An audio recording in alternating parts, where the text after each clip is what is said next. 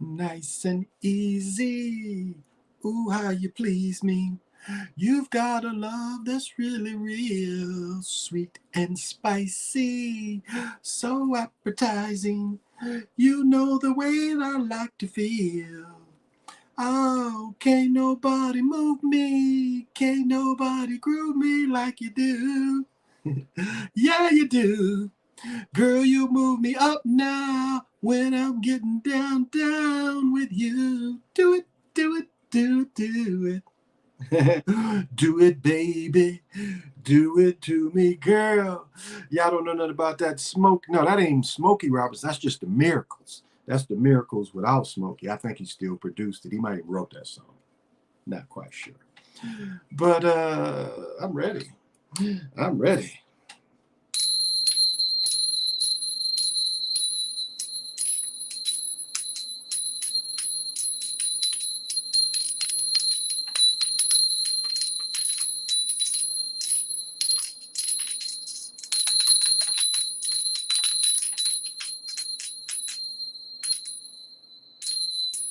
You know, fucking with puppets ain't nothing but like this, you know.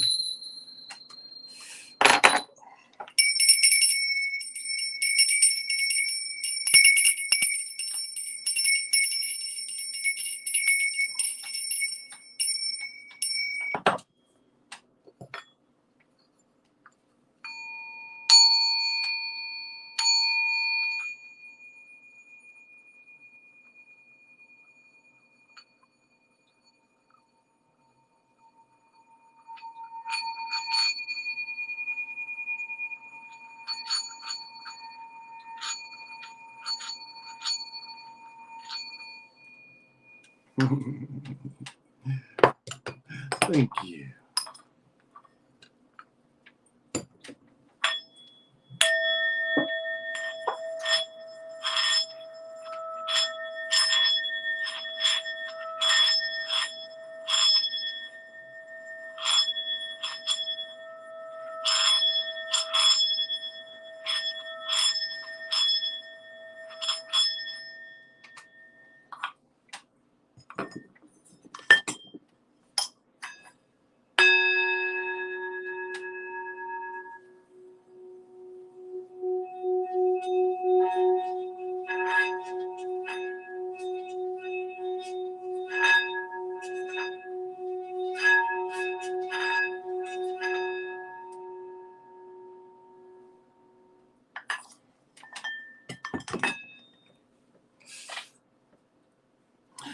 Give you that blue argonite energy, baby. That blue argonite.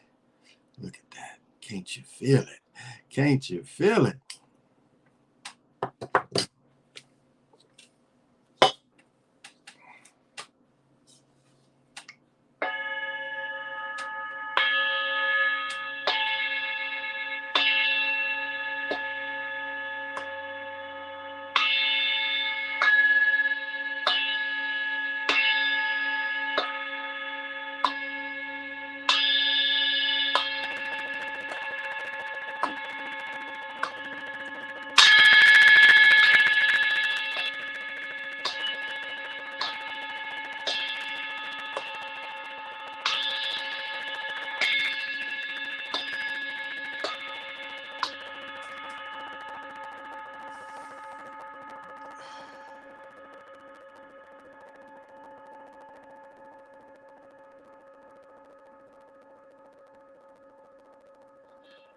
All right, certainly got an intro.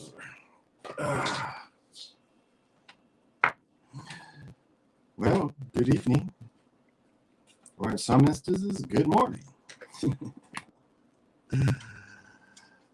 Good morning to y'all out there. This is the Chocolate Mountain Show, and I am your host, Big Pontiac. Doing it to you in 3D. So good. Every day is so good to be me. I am the holder of the sacred, infinite creation, ball field and ball game, created by the Hero Twins.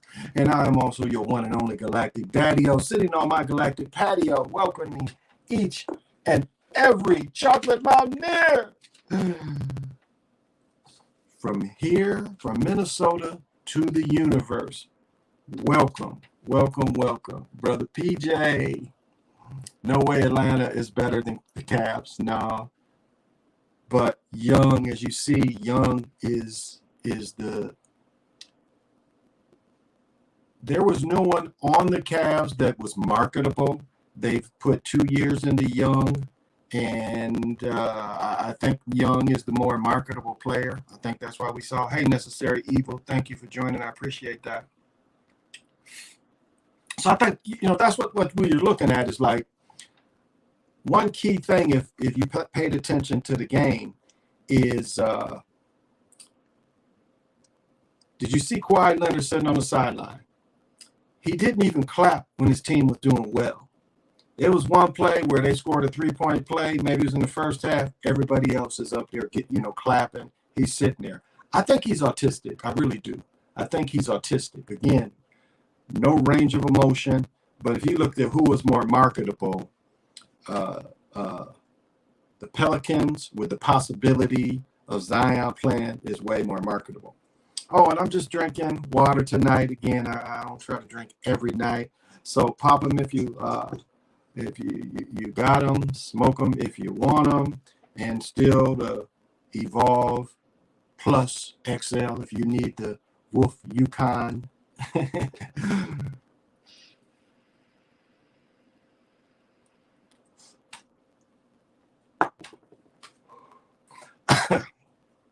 Woo, you better blow that shit out. So that's something you always got to consider too, is what team is more marketable.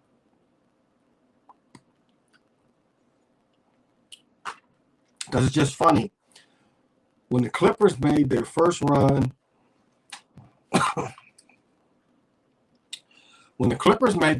their run in the second half, remember one time one of the Pelicans brought the ball down and he threw the ball out of bounds on purpose, and it helped their run. And it was like then another foul. Another thing to watch is a lot of times when you see players that aren't playing a lot. Now, Nance played pretty good the other day, so I think that is why he got more playing time tonight. But a lot of scenarios that are tells is the new players that haven't really played a lot. When I saw Snell come in, I thought, why are they putting Snell in?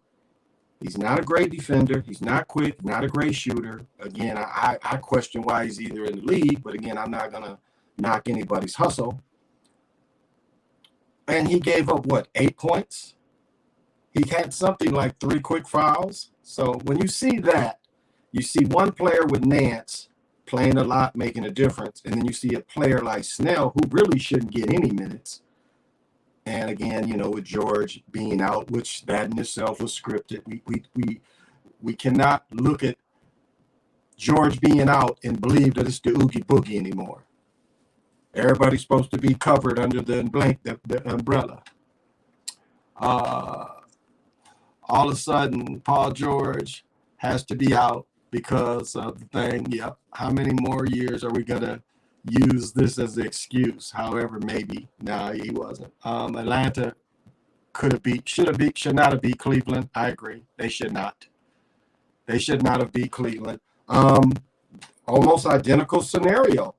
The third quarter of the run created by Atlanta. When Atlanta made their run, you had the point guard for Cleveland. It was just, how was it? How did that go? So they shot free throws, made it, come down, and he threw the ball down like he was on the court nearest us on the television angle. He threw the ball right out of bounds. I mean, he threw it right out of bounds. So you see how they help this kind of thing. They help this kind of thing go along. Cavs were gifted with the All-Star game. Also, Turner is in Atlanta. Clippers 42 is Jackie Robinson Day. Then wearing black at home. Zion might play in the playoffs. Yes, that's a good point. In the Jackie Robinson game, and I've already pointed out the referee we saw in I think it was the second game wearing the 42. And then I was wondering, I was like, damn, is all the refs wearing 42? And it was just him. But it's so ridiculous with baseball. So ridiculous. As I told the story last night, Jackie Robinson. This is really how you've got to look at it as a business wise. If you analyze the Negro League, this is what you have to look at. Okay, basically the Negro League got knocked out in 51 to 55. Just think if everybody could have held tight till 55 when the TV contracts started coming in. That's all they really needed. Once TV hit the Negro Leagues would have been today. It'd have been today. And that would have, and again, it would have only been certain families, but you don't think the Europeans would have flocked to the Negro Leagues games? You don't think they would have competed on TV? They needed our players. Now, baseball, the South American players, still Americans. You're from the islands, you in Canada, you all American. That's America. That's Turtle Island. Well, the whole country could be looked at as moved Turtle Island too, so. So we had something that this man, they cherished. This is why they cherish him. And I do believe he died a young life. I think he had a leg removed. He had diabetes. But I think he regretted what he did. He saw the ploy. And baseball is so racist. I'm trying to think how many years ago. I want to say in the 90s.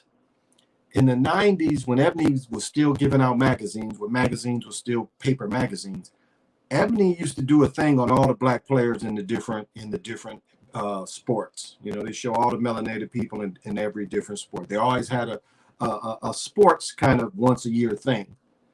And I remember one of the last times I looked at Ebony, and they did that for baseball. I think the total was like 7 to 15. I think it was less than 20 though. And maybe I could be wrong, but it was like, how did it go from that? How did it go from full integration, taking all the best players, and all of a sudden brothers ain't playing baseball no more? What happened there?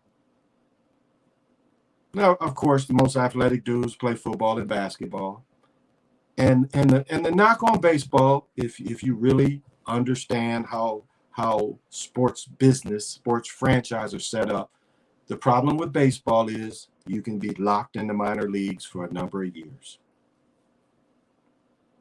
That is why you see them overpaying for older players, because baseball, even though they have the better union, that is something that's still out there. We don't know the many names of the players from Mexico and South America that get full careers in the minors. Again, the minor league players now do get pensions, do make a fairly good living. But that is the knock. And so this is what they celebrate. And this is the mocking to us. As I said, I got a picture I copied, and I may still have it. And it's a painting of a Negro League team. And there's a score in the back. And again, you see 42. So why is this in the picture? Why did this dude who painted a Negro League picture, why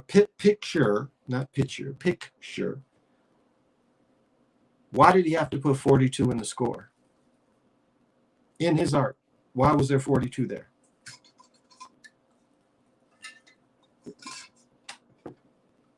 I found a team on Pinterest. The name of the team was the 42s. Everybody had it on the front of their jerseys. Looked like the 30s or 40s. Kind of hard to tell because the American that was coaching, he kind of was dressed more World War I-ish. So maybe it was the 30s. So this is not something made up. This is something where if you look back in history, they've always put that out. If you just pay attention. When it has something to do with melanated people, they put that out there. It's coding. It's coding again. Hey, PJ, what's happening? Yeah, young has helped. Definitely young has helped, no doubt. Hey, brother PJ, what is happening again? Yep. Yes, very nice. Hey, B Brown, they had Capella went out with the fake injury on the. This is how fake it was. Jalen Rose said it. Why didn't you move out the way? You pulled a man down, and you stand there. It's like you pull the tablecloth down and you still just stand there instead of back out the way because you know the shit's gonna land somewhere. So why didn't he get out the way? Yeah, that seemed too obvious to me too. That seemed too obvious to me. I didn't think he was hurt either. You hear Mario Hernandez calls the NBA a circus, and he isn't coming back to the league. It's a couple players that didn't want to come over here, but it's more money over here. That's the problem. The money, the shoe contracts, is better over here. So that's why. Yeah. It's the difference between going from states to states from going to country to countries. See, when you go country to country, the food be so different. That's when brothers, go to these other countries, the food be kind of tough on them until they get used to eating it. And like some of these places, you can catch some of them stories when they talk about the food. And it's like they bring them food. What did Magic say? Magic was like, can I just get a cheeseburger? They done brought him some stuff. He's like, just give me a burger, man.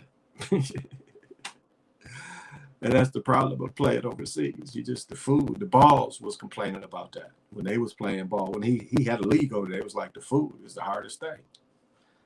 Candace Parker said the same thing, being in Russia. Food. I read somewhere showed some stuff. Who was showing that? Was it Nick that showed that? Somebody showed they had put a trans man in a woman's prison, and he got, or women's jail, something. He got a couple other women pregnant. That's all about like some Morty stuff, Morty Popovich stuff. Who's the daddy? Well, this person that says, they just showed NBA's highlights. They just showed that as a highlight. Why didn't he move again? Yeah, why didn't he move? That's what Jalen Brown says. Why didn't you just move? You pulled the dude down. He caused the collision. He pulled the dude down. Why? Made no sense. They just showed that as a highlight. Yep. Okay. If you're up 25, but I just put a 5K on the Bulls. I got it big. Oh, get down D. Get down D. Didn't have a lot of money. I got a little bit, but not a lot of money. I got a lot to handle this time of year. So didn't put a lot of money into these games. Didn't trust them enough. But that's cool. You up like that. I hope you hit. I really do. Keep watching. I hope you hit. But yeah, I didn't trust these games. I guess I got a few bets on the Timberwolves tomorrow. So I guess a little bit. I wouldn't be surprised if Timberwolves won tomorrow. Now I think about it. Yeah, I wouldn't be surprised if they pull this one off in Memphis. I'm humming. I'm looking at who's marketable in that game. Who's the most marketable in that game? Okay, is Towns or Morant the more marketable? I'll say some ways Towns is. So that has to be considered too. The flashy play though is Morant, and so maybe that's the tell right there. They'll like the flashier play, which Edwards could give them that too. I mean, I think this should be Edwards breaking out. This series should be Edwards breaking out. He should have some 40-point games in this series. Now, if they will let him, I don't know. But really, he's going to be a hard guard for them. He's going to be a hard guard for them. So now we're going to see Towns with all his acting. And Towns is going to be able to put on work if he ain't falling down. Warriors, Bucks finals. What's happening, CG? I'm still thinking Warriors, Sixers. I'm still thinking Warriors, Sixers. Edwards out 2 games, about to go. I think he should, yeah. Morant, you think Morant is more marketable? I think the flashiness a little bit. But I think this would be Edwards. Edwards has the ability to outplay Morant. He really does. He has the same ability, a better outside shooter at this point. I mean, they fixed the basket for him somewhat more. Now, if we see them not fixing the basket for him, then you know he's not going to have a monster game. But if you see the game started off and he's making threes, then you know they let him. And he's that ain't even the dangerous part of his game. It's like he make them threes, you got to come up out there and guard him. I mean, that's just the way the script is put in. But just if you look at a Globetrotter game, when they play the music, they play free flowing game. They play basketball. And there are times where they do their tricks. And that's what every NBA game is. It's every NBA game where they play the music and they let them free flow back and forth. But there are other times where you see and let them do their tricks. And that's what we see in every NBA game. There are times where they just let them do their tricks. Oops. Oh, and I forgot the CBD lotion. They love Ja like they love Steph. And Steph is getting a little bit now, but you know, not as much. They Grizzlies young, Grizzlies too young. And the Timberwolves are pretty well balanced. What is his name? Vanderbilt. Yeah, Vanderbilt is a good player. Dennis Rodman type. Maybe more of a willing scorer. I mean, he's shooting layup catch. Yeah, very, very Rodman-like. Rodman long. Probably Rodman stamina too. So it should be a pretty good game. Russell what, 6'8"? So Russell's a hard and big point guard as well. And sort of covers. I mean, he's long, so he gets low. So it should be a pretty good game. I mean, who are they going to put on Morant? They're going to have to bring somebody off the bench most of the time. Because Russell, I doubt, could stay with him. Edwards probably would have the greater chance. So that's going to be interesting who they put on him. Because Edwards can move down to the play 3 too. So they could bring one of the guards off the bench. Nolan, I think is his name. They could bring Nolan, or is his name Foley, number 4. They could bring him off to stay with Morant. But we'll see what they throw at him. I'll say the Timberwolves coach is a good defensive coach. He is a defensive coach.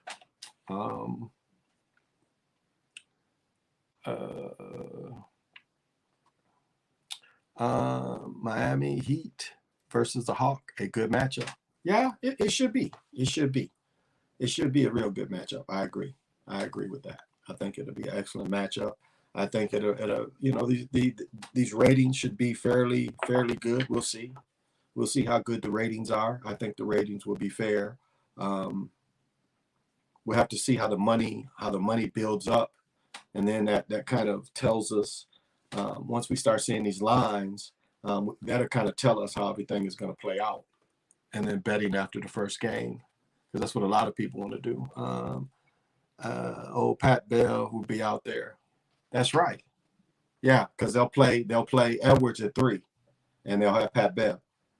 Now, what did we see last year when Bev broke, what's his name, Booker's nose? If he broke his nose. So Pat Bev, and this ain't Bev's jersey. This is Wiggins, but it's the same number. I wouldn't buy a Bev. They don't even make these anymore. Pinstripes, long sleeve or short sleeve. But yeah, if they let Beverly play physical against Morant, because they're about the same size. Morant ain't that tall. But if they let Beverly play physical, be like the way he was playing Booker. And then they did lose at the end. But I'm like a bug tonight. But I see that if that is allowed, Morant will have a tough time because Beverly will stay right there with him. And then they're going to have to defer to everybody else. So we'll see. It should be a fun series. I enjoy watching sports too. In the new stadium, KD versus Steph in the new stadium. Randy, maybe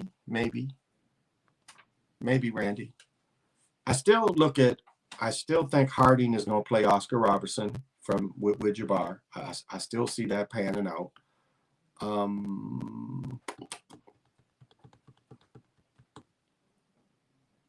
The Nets being an ABA team, will they put them in there to lose? Possibly. they would possibly put them in there to lose. As of yet, only one ABA team has won, and that's San Antonio. And we see the agenda that they took.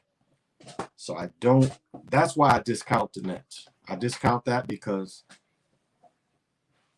that's the only one ABA team has been allowed to win it. And that's a team full of Europeans. That there was agenda.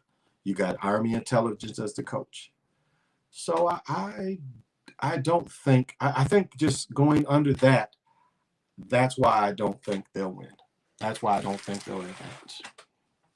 Now, maybe they'll prove me wrong, but that's what it seems like. That'll sell tickets. They care more about TV ratings than tickets. The big money is in the TV ratings. LeBron's the chip at 23. LeBron, is that LeBron, the young chip at 23. Okay, I got you. Welcome, D. Welcome, Randy. Thank you for joining me. Okay. But that's my way of looking at it. I just look at the totality of an event, because the NBA was already struggling with ratings, and it was, when San Antonio beat Detroit, the Pistons, I thought the Pistons should have swept them. Just like the Lakers with Shaq and Kobe should have swept the Pistons that won the finals. There was no way they should have lost to that team in the same way. And I remember I predicted before that game that they were going to go 7 games because the NBA's ratings were so bad this year. And that the NBA was willing to risk ratings to let the sorry small franchise San Antonio win 5 championships. And those were some of the lowest ratings series in the history of the league. And they were willing to risk it because and the Dallas, when Dallas won.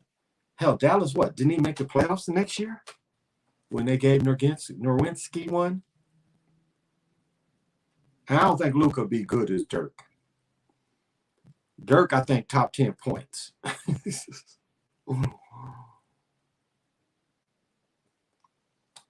But Dirk, now this is players you can compare. You can really compare Dirk with Kevin Durant. I mean, almost the same type of player. Now, Dirk was a little more post-up, elbow game out, baseline. He really wasn't shooting from the deep elbows like that. But everywhere else he was. And I want to say Dirk is in the top, definitely top 10 in scoring. But very much like Kevin Durant, maybe not as a great ball handler. Dirk's slightly taller, not a whole lot taller. Luka scores a lot. Yeah, he does, but I just don't know if he's gonna score like Dirk. Shoot, when they was putting them top list years ago, and they was putting Dirk's stats, it was like, shit, you can't deny that in the fields with them Texas teams. They had 2 put LeBron in the finals. Yeah, because LeBron beat them and they beat LeBron. Kawhi. Hey, Key, how you doing? And how long Luka plays, because they kept Dirk around 4 seasons. The Lakers kept Steve Nash, and they paid Steve Nash like 10 plus for a couple seasons. He ain't played but 1 or 2 games for him. This is how desperate they are for these European cats to stay. It's no Dirk was allowed to play 4 seasons after he was done.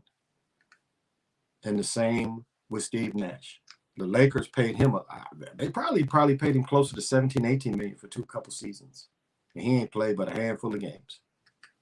This is how desperate they are for Europeans to play. And it goes with the African Europeans. I guess that's what we got to call them, the African Europeans, which Tony Parker's father does come from America.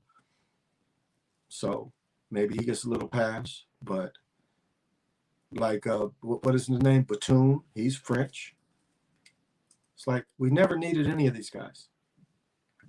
Never, any of them. A visa is supposed to show a talent greater than any American, a special talent greater than what you find as an American. You can't say Luka's that. There's several players that play like him. Again, getting the calls, getting the rim help. So a lot of these dudes that's getting these visas shouldn't be getting these visas. And they jump over dudes that's be in the G League. They're just like, well, they're so great. And these dudes ain't played against real competition. Look how long it took Luka to really get used to it. And again, Luka's crying now because he's not getting the calls like he was. So he's frustrated because he knows when he's on national TV all the time, he's getting the calls, it's getting greater. But they've kind of turned on him a little bit. As I've said the last few weeks, there's something about him they don't really like. And they are kind of like, look at the big fella they just got rid of. That dude. Not a great talent, but they tried to make him the face. But you see that? They bouncing him around the league. And there's something about Luka, too, that they don't really like. There's some part of his personality that they don't really like. And I haven't seen him on national commercial. I mean, maybe he's on local TV. And that's another tale, the ones they put on the national commercials.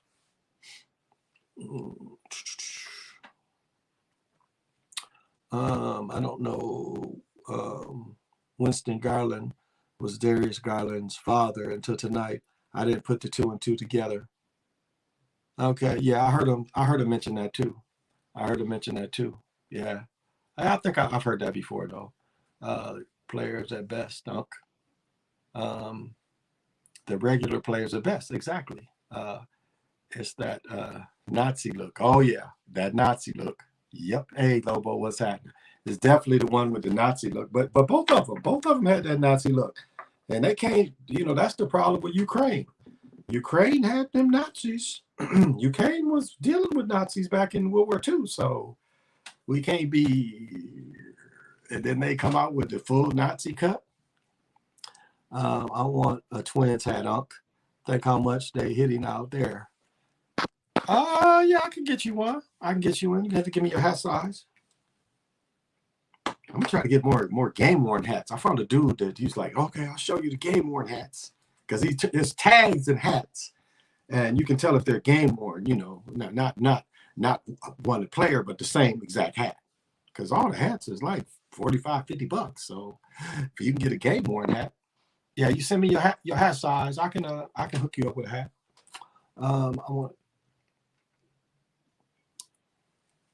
I think I can get them for.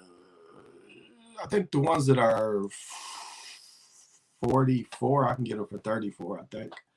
So yeah, because I got to get a couple hats too. I can get Brother Sean one and PJ one. So yeah, I can grab another one. 7 and 5/8. PJ, you and him wear the same size.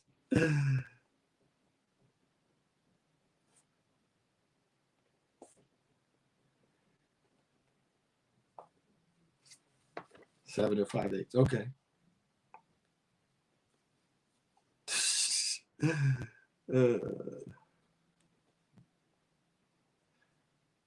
Dyslexia shit.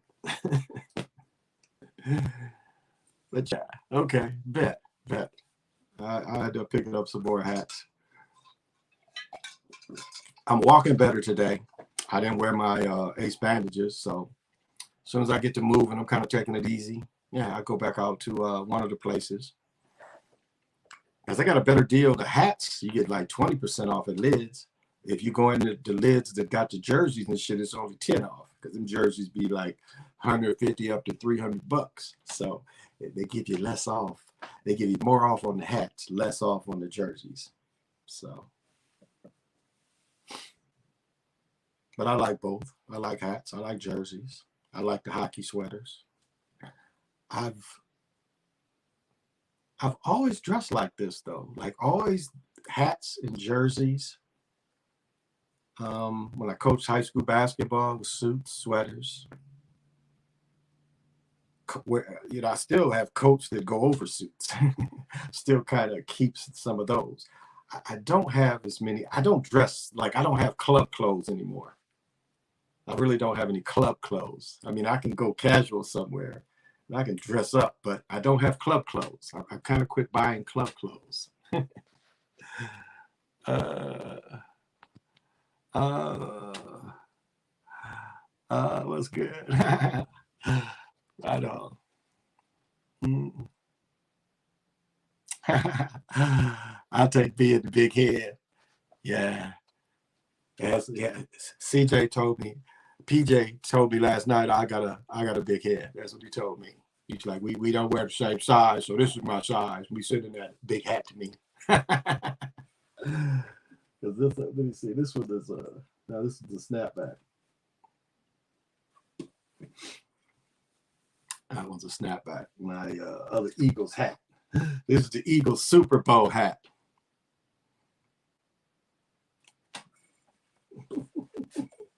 scripted Super Bowl to embarrass Tom Brady.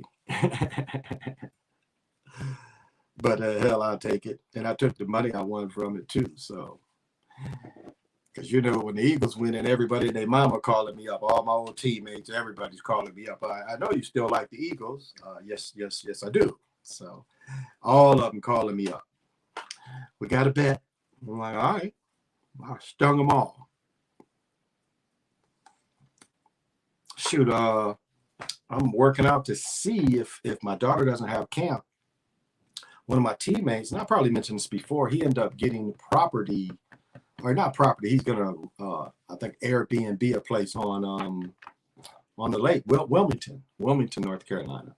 So my teammate from Detroit called me, and he told me about it. So I'm gonna see if my daughter's not tied up though that week. I might go down there. Because he's going to drive down there, and he got a friend in South Carolina he's going to go see. So he's going to spend a week in Wilmington and shoot down the side. And I might do the same thing. That might be kind of cool to do. Just hit a few different spots. Because I know somebody that lives like around Danville, Virginia, around the North Carolina area. And yeah, drive from the coast and hit there. Then maybe hit Atlanta. Coming back. Then shoot over to St. Louis and then come up that way. So yeah, we're gonna see all the old heads get together. All the ones that are still with us. I got through watching Superfly's video on the WHO's pandemic initiative. Oh, the WHO's. Okay, I have to check that out. Hey, brother Edward. And I'll give you the transformation energy. Give everybody the transformation energy of the omen. Again, flat heads. They flatten their heads. And I found what I was looking for last night. I got a bigger picture in another book. So what that is, if I can get it in here, is this. Okay? And then this is how it moved through the Mayan, the omen, how it moved from the omen to the Mayan. And what you have is you have representations of shock, you have representations of talalak, shalalak, but it turned basically into two type of rain gods. But all starting with the transformation. All starting with the transformation.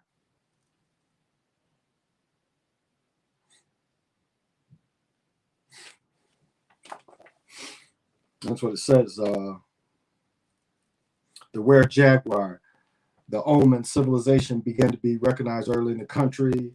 Many of its zoomorphic figures was thought to be feline. Let me see. This is female derivations of the anthropomorphic ones of human feline blend, or what have come to be called the Where Jaguars, where they're a half human, half jaguar creature. Its most famous hypothesis, Matthew Serling argued that the Olmecs believed in supernatural mating between humans and jaguars. Don't know about that. Leading to a special race of were jaguars, but this is overreaching. Yeah, it's very overreaching. The rain baby clearly seems to be a human jaguar blend. Another class of figure demonstrates the change of humans into jaguars and other animals. The shamanic transformation, really no shamanic. They don't really need demons. So, but you see how they transformed. And let me see. I think I've only got one codex in here. Okay, I've got this codex.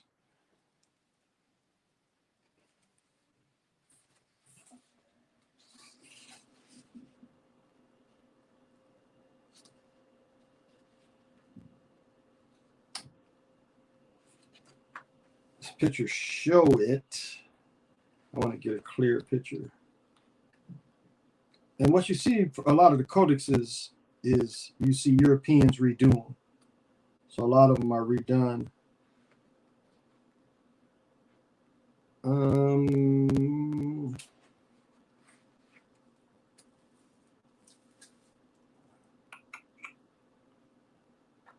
Okay, this will probably show it best. All right, so this is early Mayan. And again, you see this. And if you see his eye, he's wearing the glasses or the mask of the rain god Shak. I think this is called God G. And you see God G here again. This is all the Where Jaguar transformation. This is what it turned into.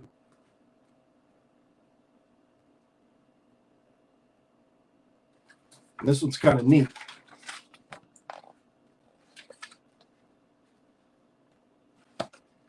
See, look at this representation of using his third eye.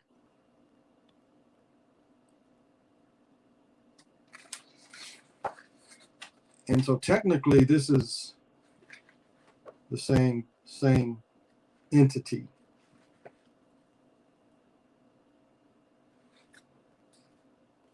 I don't know how well this will show up, but you see a whole page, because technically this is this codex is basically charts of Venus. And this is a page of, you see the different transformations of the same god.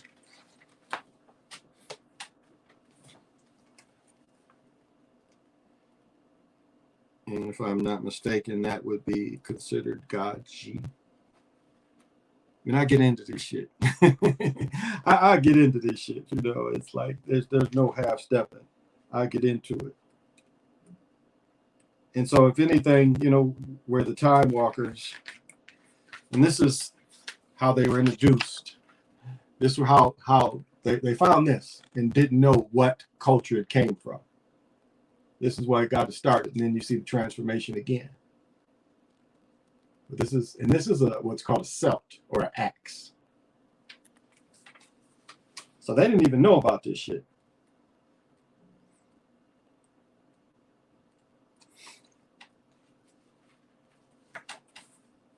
And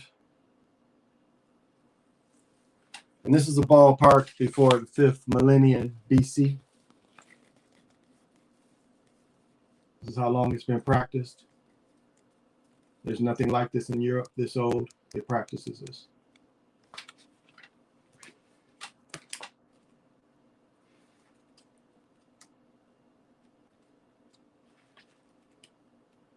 Just a little South American history. But I wanted to find the picture of the gods.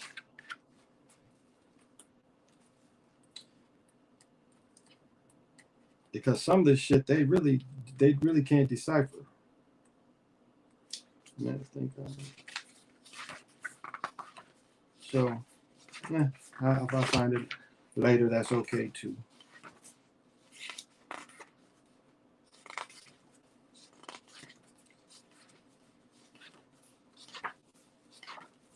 Yesterday when I was looking for something else, I found them.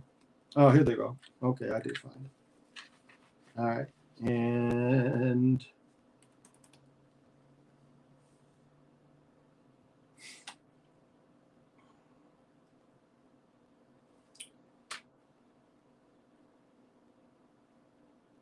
where's the one I wanted to show? See that. Now there's a couple of melanated gods, but again, looking at this god here,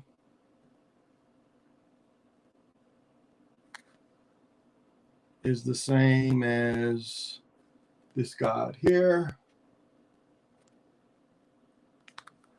And of course, we have the more melanated god, which there's another one. There's a better picture. I used to put this god I used to put on what I used to use as a thumbnail. And some of these don't even have name they don't even know their names. I mean, they haven't figured out their real names. Some of these are called God C, God G. So okay, enough South American history. Hey, Brother Jeff, thank you for joining.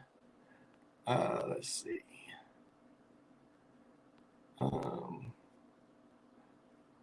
Watching supplies. Okay. Mel Gibson movie Apocalypto. The main character in the movie was named Jaguar Paul. Yeah, I remember that. Welcome again, Jeff. 1980s show Thundercats and the Marvel Comics characters Black Panther is based on the Olmec Where Jaguar ritual. And we talked about that movie as well. Yep. And the great cat. And Mu is almost looked at as that in somewhat too, in some aspects of Mu being the original feline as well. What is it? Basset? Is that the name of it in Africa? The African god from the cat African god. And so you see these other systems that they gave them a lot because the pyramids in the Americas are older and they're made different. The ones in Europe, they tell you, or especially the ones in Kemet, they tell you go under. The ones in America tell you to be on top because it's a continuation of the creation ball field, the terrace. So the terrace. That's like what is it? The Hitchhiker's Guide. Remember the story, The Hitchhiker's Guide to the Universe? Remember in the end when he was showing how they were going to redo creation, and he had that they call them spider lifts. Like if you've been on a spider lift, it's just a little platform. When Hitchhiker's Guide to the Universe, this is what they were using, and they were trying to show you it was the terrace. He was going through the different creations. There, him and the main character on a terrace. That's kind of what they're showing you in that. Because I was surprised that they would give that up, because that the big question in that one is, what's the big question? 42. Because even though it's a mocking, it also talks about the original peoples. Sound like the Hebrew Israelites, the original peoples. But I mean, when they say the fear of a dark planet, I mean that's what it was. This was once that. It's obvious this was once that. And that's not singling anybody out, not trying to alienate anybody, but it becomes very obvious. And that's why we see so much copies of history and stuff, so much copies of culture. Because if you have no culture, the next best thing is to copy it. I mean, look at the music in the 50s and even the early 60s. And just think what brothers had to do when they had to conk their hair. Do y'all know what that is? If y'all saw Malcolm X books, they talk about it. They put lye, they make a lye combination. And I'm sure some of y'all is old enough to remember them. They have hot combs they'd stick on the stove. Y'all ever seen a hot comb on a wood burning stove? They stick the hot comb on the wood burning stove and then put that lye in the comb and, get them kinks out of there. This is what the brothers had to do to be on television a lot of times. They didn't have that look. They wouldn't let them on television. They didn't want just close hair. or a small afro. No, conk it. They want you to have a conk. And remember, James Brown. James Brown had an afro up until like 65. It wasn't until he put the song out, Say It Out Loud.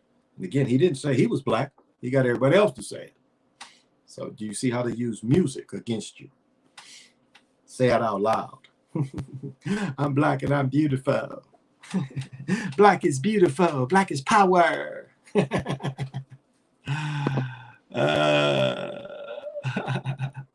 Black is beautiful. That was probably way before my time. Yeah, I mean, that's how women did the same thing. And, you know, the people that was good wouldn't burn you all in, you know, back here. You see a bunch of pretty women, but they got them burns on their neck from that shit. They burn them, you know, or get too close to here, burn them here. And that's from the hot comb.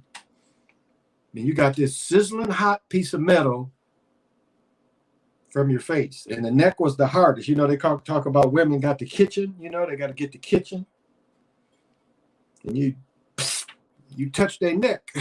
You know, when you get your hair cut with clippers and the clippers cut you, well, when that hot comb cuts you, that's a permanent mark. You're like, oh, mama. But that's how they had the men looking. But that wasn't even the point I brought this up. The point I brought this up is, do you know the music?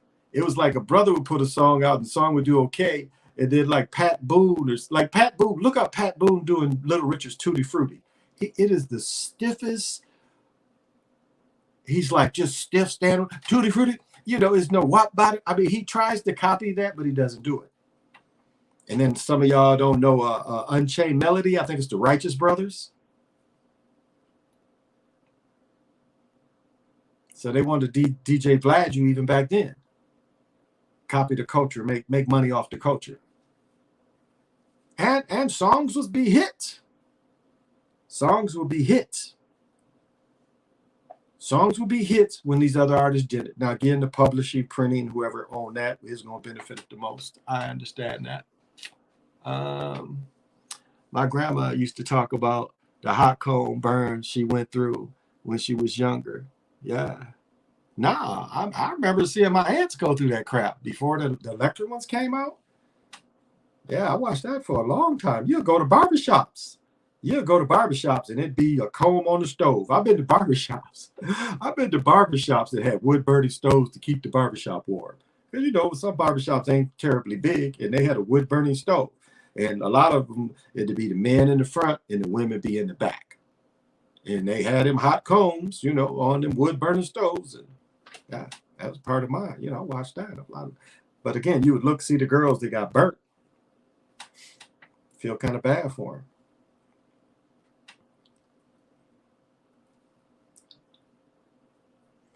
But like in Malcolm X movie, you know, when they get done with Malcolm's hair, and he's like, it looks white, doesn't it? He's like, it looks white, doesn't it? Because he was a little darker than me. Red hair, though. Big dude. A little taller than me. He's about 6'4", 6'5". Big guy. A little darker than me, though, if you saw his true complexion, not just the black and white pictures. That's why you had Red Fox and Detroit Red. As I said before, my mother went to his brother's engagement party. His brother was going to marry the original Miss Susan from Sesame Street. And so my mother got to meet him and the rest of the brothers. He got 4 or 5 brothers. Pretty big family. Remember the movie? Remember the book? And I've told the story many times, sitting with his brother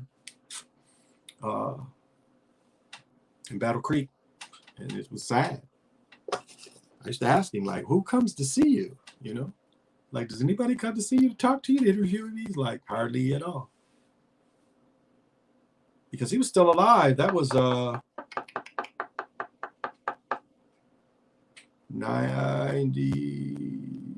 85, 86.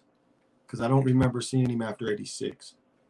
And I wonder if he was a veteran, too. Because Battle Creek was a veteran city. So I wouldn't have been surprised he was a veteran. I don't really remember. But, yeah. Here's this man that went through all this history and nobody wanted the history. I noticed Elvis Presley sound like Like Little Walter. You ever paid attention? A little bit, a little bit. The one he danced like was Jackie Wilson. It was like he would follow Jackie Wilson around. Wherever Jackie Wilson performed, Elvis would follow and be there to watch Jackie Wilson, because Jackie Wilson was called Mr. Excitement. You know, he would dance, had that. That's where Elvis really got that broken leg. It's what's the dance called? Workout. I think it's called the Workout was the name of the dance, and Jackie Wilson did a song, and it's like that broken leg, and Elvis copied that broken leg of Jackie Wilson, Mr. Excitement. Yeah. Hey, what's going on, Lorenzo? Thank you for joining me. Damn, I need some connection to Pittsburgh, trying to dabble out there. Oh, okay. Pittsburgh. You got Tony Dorsett. You know, you got the Pittsburgh Pipers. Hey, Carrie, thank you for joining me. Now, I bet Carrie know about them hot combs. She probably heard about them stories if she didn't see it as a young girl. They had an Elvis Black Soul. He copied all of Jackie's move. Yeah, but the dead leg, you know, the dead leg, how you did that. I think if you watch him work out, he does it a little bit. Hey, Firewater. What's the topic of the night?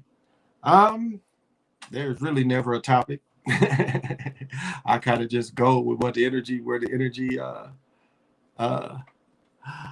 oh yeah, I do carry would know about them hot combs. Yeah.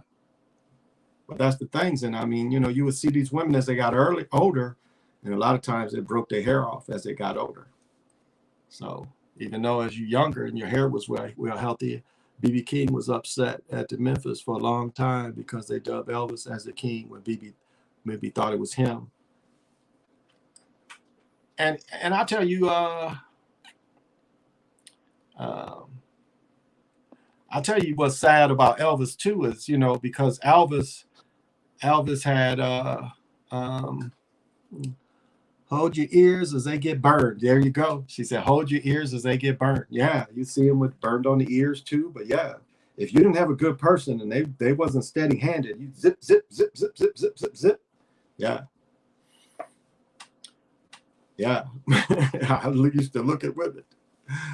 And I've said before, I could get my hair to be wavy by just I would wash it with some kind of good shampoo and then just put the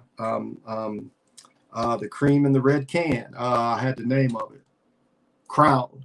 Yeah, Crown grease. Or is it Royal Crown grease? Is it Royal Crown or just Crown grease in that red can with that silvery like top? And put that in my hair and put on a stocking, and she wake up, I have butter waves. No real chemicals. But I was going to say about Elvis, the sad thing was he couldn't leave the country. He'd have made a lot more money if he'd have went to Europe. He would have had just as great as impact as the Beatles. And again, the Beatles was only given the shine to get rid of Elvis. But it's a movie called, because it's a play too.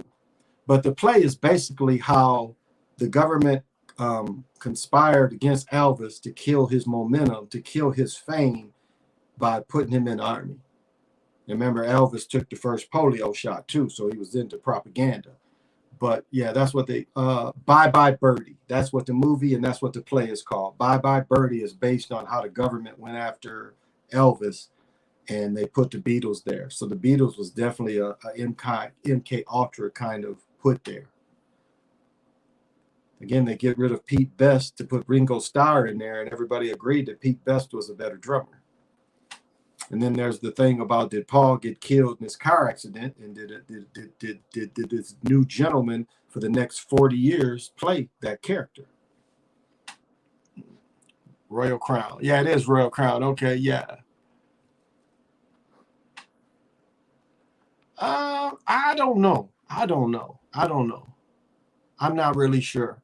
Them folks is from Mississippi, and there's been some rumors that they could have been Vernon. So I think it was through the daddy that he could have been. Can't lie, that fool's Rush In by Elvis is a banger. I used to like, it's just a honka honka burning love. Hey, Barbara Grady, thank you. Uh, hair rep. That's funny. That's funny. That's funny. Had a significant role in his success, like Rough Proof was ever to do with Eminem. Can BB had a significant role in his success? Okay, okay. I mean, Jerry, the killer that liked married his 13-year-old cousin, but that's a hell of a nickname, the killer, because he could kill shows. But they were looking for that, like especially Sun Records was looking for that. And Chess, if you get nothing out of the Chess story that goes through Little Walter, Muddy Waters, and what's the other brother that sung Smokestack Lightning, Wolf, Howlin' Wolf. It shows the difference between one man, and I think this would have went over a lot of people's heads, how Little Walter, Muddy Waters wanted Cadillacs, but not getting really any real bread. But how you had Holly Wolf pull up in his old raggedy truck, and he was okay with it. He just pay me what you owe me. I don't want your shit. I drive this truck that done made it from down south, made it from Mississippi. So, I mean, you just showed, and they kind of tried to put in a bad light the independent person compared to the ones that just got food. And it was like, hey, where's our money? I see you getting rich, but what about me? And that's what we saw. But we saw, I think Sly and them was saying the same kind of thing has never stopped in that business. That seems to be a business that has always been based on scamming the artist. Because, I mean, entertainment business, just in general. I mean, you have people like, they want to go after R. Kelly, but look at all the people that gladly take their children to Disney. And that goes back to Annette Funicello days in the 50s when Disney first got on TV with the Clubhouse. Mickey's Clubhouse, I think it was called, or the Mouseketeers, whatever that was called. They would show the Mickey Mouse cartoons on that too. That was in the 50s. So this is how long, and the rumor's been out there. The Bob Saget roast, they was brutal. If you go back and watch that, they was brutal on what they said about him. And people thinking that is funny. So it's no different. People gladly take their children to make their children rich because the parents know that their lives are going to be enhanced and changed as well. What happened? Okay. Something was different. Damn, what was that? Okay. That was little shit changed again. Okay. I know y'all probably didn't notice, but I'm like, wait a minute, what just happened? What was that? All right. Yeah, the Milky Mouse Club.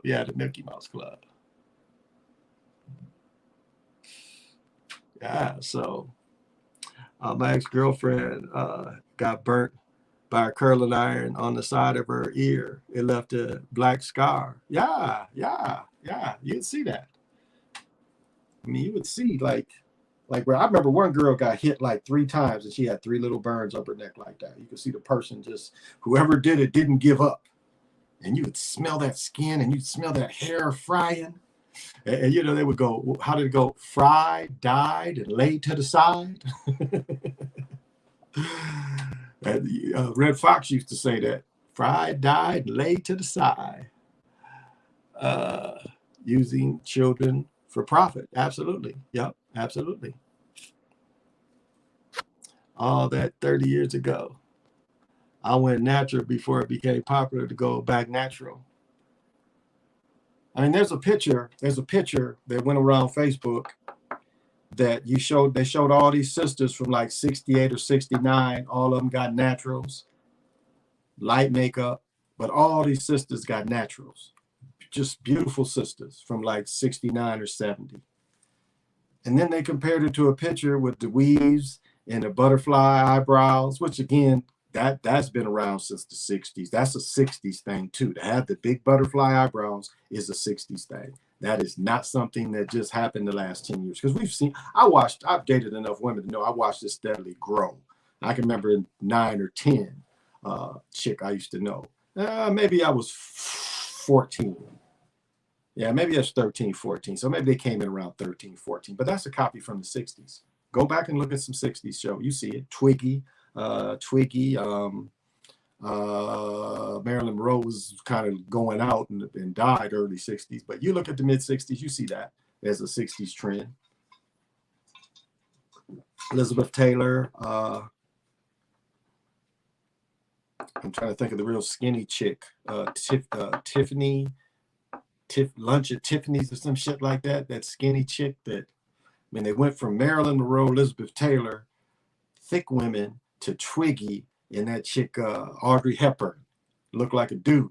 And I'm not saying she is, but I'm just saying they went from very full-figured women, which Marilyn Monroe and Elizabeth Taylor were, and then they went to Twiggy, Audrey Hepburn. So you went from women. Now, Bridget Bardot, if you ever look her up, Bridget Bardot was a well-built woman, too.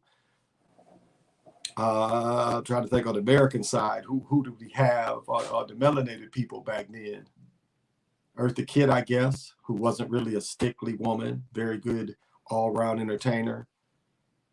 Diane Carroll, again, not a stick woman. So, yeah, I remember that time. Those were great times. Breakfast at Tiffany's. Yeah, Breakfast at Tiffany's is Audrey Hepburn. That was her smash out movie. Breakfast at Tiffany's, I think. Yeah, that was her smash. But again, you went from these thick women to these stick-looking women.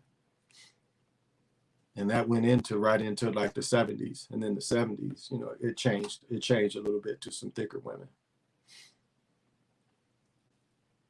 Dorothy Dandridge wasn't a stick-looking woman. Very pretty. Look up Carmen Jones. Dorothy Dandridge got an Academy Award nomination for Carmen Jones. Her and Harry Belafonte. She married one of the Nichols brothers. Had a handicapped daughter by the older Nichols brothers that you see in that movie with Sammy Davis Jr. with Gregory Hines. And which was a nice concept to bring all these, tappers back, bring all them back. But the oldest of the Nicholas brothers, or the younger Nicholas brothers, she had a baby, but I can't think of his name right now. He was in Uptown Saturday Night, and I know this is an old movie, but if you ever remember the Uptown Saturday Night movie, where Harry Belafonte and Bill Cosby go into a bar in apparently New Jersey, I think, and talk shit, and this Nicholas brother comes out with a karate kick, and he kicks the bar. One time he gets his leg stuck in the bar because he kicks in the bar because he's a little short dude. Harold Nicholas. And I'll tell you, the best dance scene ever is the Nicholas brothers on Stormy Weather. When they're in that showing that's supposed to be a club where they come doing them splits down the stairways. They did splits down every stair. Every stair, they both did splits down every stairs, and then they do splits and slide down the stairs, and then they're doing dances where you see the horn people have to move because they tap it on a very small surface. That is probably one of the most athletic. Nothing tops that. Not Michael Jackson's Thriller. Nothing tops that scene. That is probably the best of our culture dancing of pure talent. I mean, to go splits down the stairs to alternate. I mean, that is bad. That's one of the best. I say I can't think of a better dance entertainment scene than that one, especially showing the athletic ability of both of them. For a man to split just like that and to split and to slide down the stairs split. I mean, that's a beautiful thing. That's a beautiful thing. How long I've been going? Wow, the time has really shot by tonight. I'll do about another 40 minutes.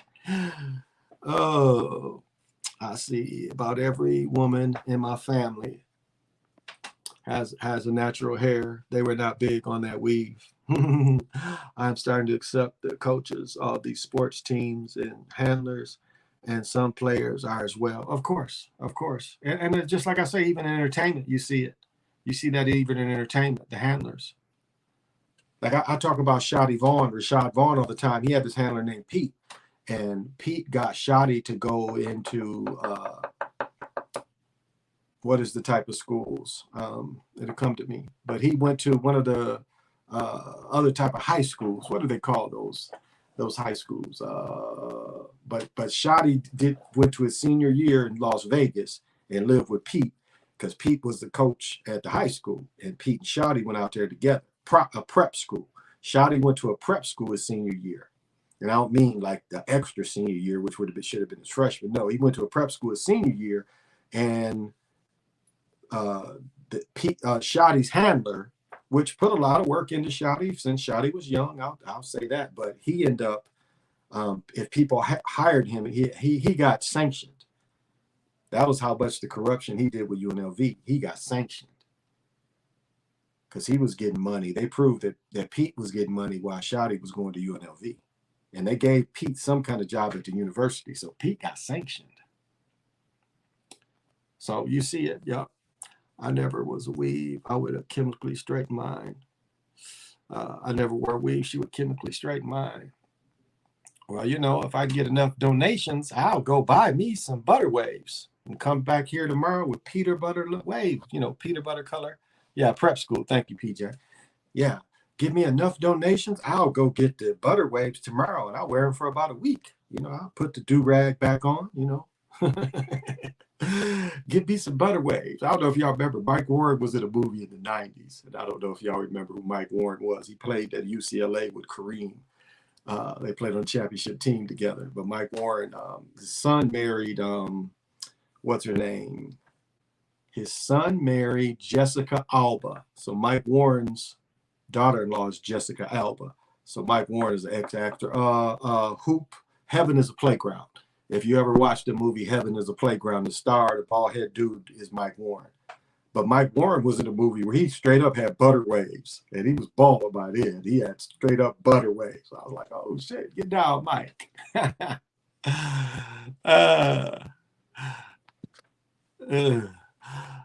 Terrell Buckley is one of the coaches for the XFL. Terrell comes from my hometown, but say he came from another high school because we didn't have a high school at the time. Oh, wow.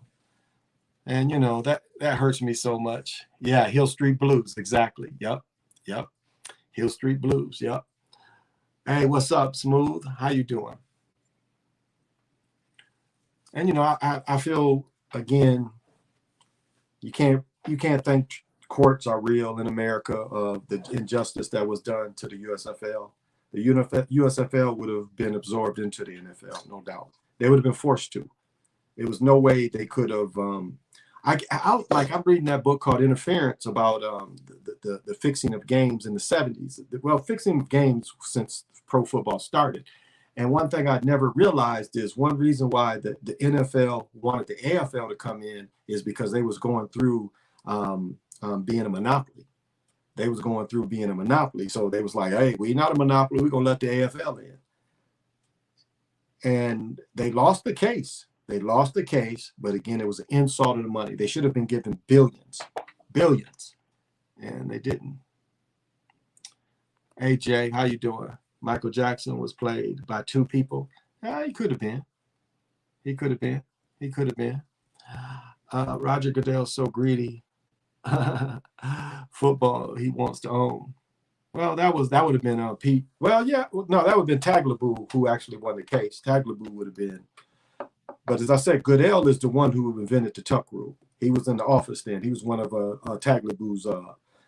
He was one of Tagliabue's lawyers.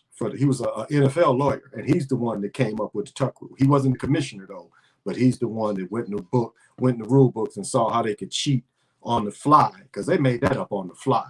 How they could cheat on the fly, stop the Oakland Raiders, because Al Davis sued him a bunch of times. Al Davis testified with the USFL.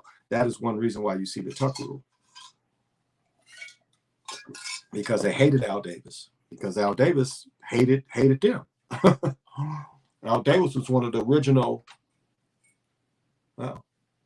That's a nice little surge.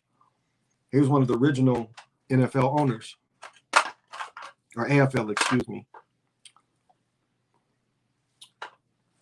Because before the Rams went to San Diego, the Chargers were in LA. Yeah, the Chargers were originally in LA, and then the Chargers moved to San Diego. And Al Davis stayed and helped coach the Raiders and ended up being majority owner.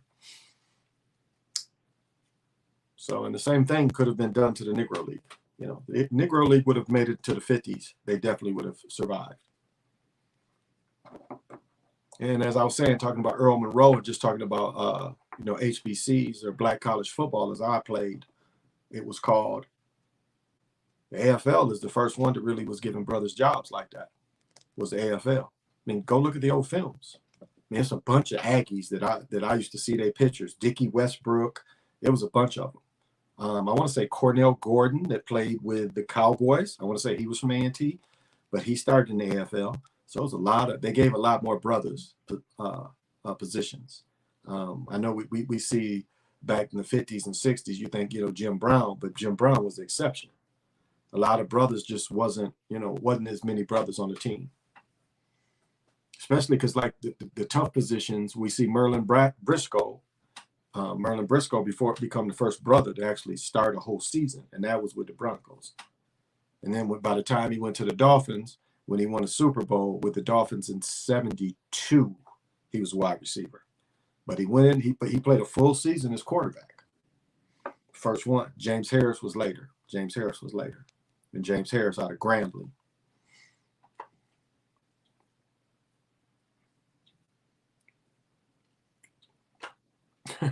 I know too much football history. Didn't know Goodell was a lawyer. Yeah, Goodell was the lawyer first under Tagliabue. Yeah, that's why he got the job, because he was up in there. But the tuck rule, they kept Al Davis out. Also, we're going to have our first draft student that came from my high school to go pro. Look forward to hearing DeAndre Torrey from North Texas. Okay, Lorenzo, we'll look for him. I mean, I've watched guys make it, go into the Hall of Fame. Derek Jeter went to my high school. Greg Jennings went to my high school. These are guys. We had a guy that was on the practice squad of one of the Patriots championship. I can't think of his name. But yeah, but Greg Jeter, I guess, is the biggest name. Greg Jeter won, championships with the Yankees. Or Greg Jeter won a championship with the Packers, but Derek won championships with the Yankees. Or is that his name, Derek? I'm old man, and how long have I been going? Okay. Or yeah, Derek Jeter. And Derek Jeter actually didn't live too far from where I lived. He lived actually his old parents' home, where the baseball field is. There's a fence around the school. He lived up against that fence, so he lived right same neighborhood. The west side of Kalamazoo. The west side of Kalamazoo is where he grew up. And I said before, I could have taken his high school jersey. And there's a book with him wearing that jersey. It was our gold jerseys. And I looked at it. I sure did look at it. And they was giving us that stuff. And I didn't take it. I probably could have sold it. Made a nice little bit of money. Always good to watch you guys who personally make it. Oh, yeah. Hey, Dad, thank you for joining me. Hey, Dred, excuse me. Hey, Dred. I had dudes, and I ain't gonna say they was gangsters, but they was hustlers, and they was proud that they knew me since I was young. And so I lived, even when I came back, I never lived in Kalamazoo again. I always lived I moved to Battle Creek, but I never came back. But dudes was happy that, especially like one of my friends called Squirrel from elementary. Yeah. He was always happy to see me because he was glad that someone that he had played with from elementary school, as we went to high school, I was able to make something out of it. So I had people like that in my life that was kind of happy to see that I was able. And then, I've got to play on TV. Like my last 2 years, we played every game on TV. So that was kind of cool. B. Brown. This question here is gonna surprise you. When did you notice women start wearing weaves? In the 60s? In the 60s? In the 60s. That's when I noticed women start wearing weave. European women have been wearing weaves for 50 years. 50 years. Women have been wearing weaves. European women. So weaves have been around that long. 50 years. Now, I think the question is, when did melanated women started wearing it? I would dare say 15 years. I don't think it's 20 years. More like the last 15 years. But weaves have been around 50 years. 50 years. European women. I mean, just look at some of them old movies in the 60s. It's been around. Weaves have been around for a long time. Maybe closer to even my age, 60 years. Probably even closer to that. So that's nothing new. They've been around. Been around. But if you're saying when our people started wearing it, I would say the last 50 years. Probably, or last 15 years. And don't let them lie to tell you that this hair comes from Brazil. This hair comes from that, because they did this whole thing on 60 Minutes where they showed the Indian young girls would all cut their hair and they would sell the hair. Well, there's a lady on YouTube that went all around the world and she investigated all them places. Where them Indians came, wasn't enough hair. Down in Brazil, ain't enough people donating. All the hair comes from China. All of it comes from China. So don't let them lie and say it's that style, but it don't come from there. I mean, that kind of hair would be very, very expensive if it did come from India or Brazil. But this chick does that. I wish I could think of the video, but you can look it up. It's something hair world or something like that. But she shows you that all the weaves come from China. And you can get fur that looks just like fur. You can't tell the difference. You know, I got one of them coats too. One of my fur coats is one of them coats that you can't tell the difference. And I've got one that's 11 years old, never broke down. My fur coats, I got to rent a space. And that's some shit. Got to take the coat and rent a space so they'll keep it for me and keep it cool. Because I'm not rich enough to have that thing in my house. But the fake one, just hanging in my closet, bagged up in my closet. So it don't cost me nothing. It ain't that expensive to keep furs, you know, in a locker, as they call them. Hey, Mr. Lamborghini Lakelock, what's happening? Thank you for joining me. Firewater. I'm not that knowledgeable about basketball. Baseball? Okay. I'll kind of follow a little bit of it all. I like watching baseball. It's very laid back. Why aren't Aboriginal American Indians brothers playing baseball anymore? I noticed that there's a lack of Black Hispanics. China owns everything. Yeah, CJ.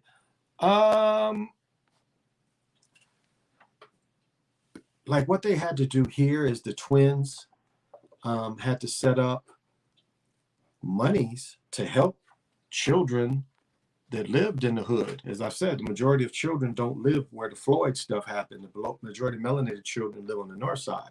And so they had to put funds into the boys club. They had to put funds because the best athletes quit playing baseball. The best athletes started playing basketball and football.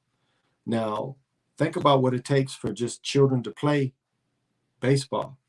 Everybody got to have a mitt. You need 18 players, really, to make it competitive. I mean, you can kind of get away with about 14, 16 players, but technically you need about 18 players. You got to have bats. You got to have balls. Basketball, you just got to have one ball and go find a park. Same with football. One ball and have enough guys. As I said, the game where, we call it tackling, several other names, but you throw the ball up in the air and one person catch it and everybody tackle him. I mean, that only takes one ball. Baseball takes a lot more people to play who have to have equipment, almost rivaling, but not as expensive. But that's the thing with hockey too. I mean, hockey, you really ain't going to play without shin guards. You got to have skates. You got to have the hands, the gloves, the sticks. You want to wear a helmet.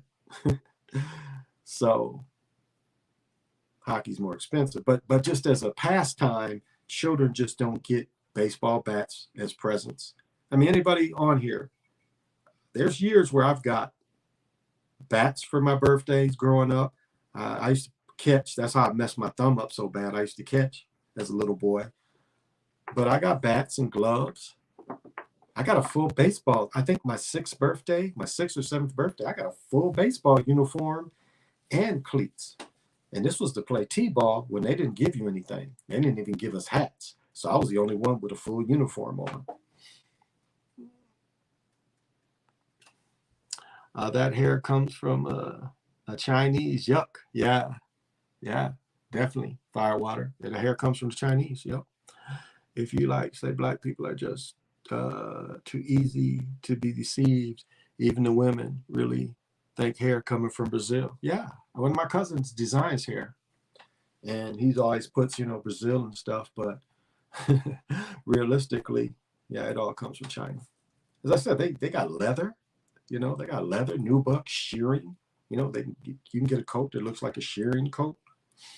So it's the same people that make that stuff, and it's really decent. I mean, I've given my sons my old coats when that stuff kind of started coming around, and all those coats they still wear them. I mean, those coats haven't torn up.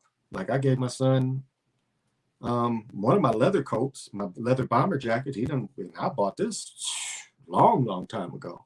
And he wears it this winter. Still looks just the same. Still is in great position. Great, yeah. Position. Yeah, I guess in a way the position of it.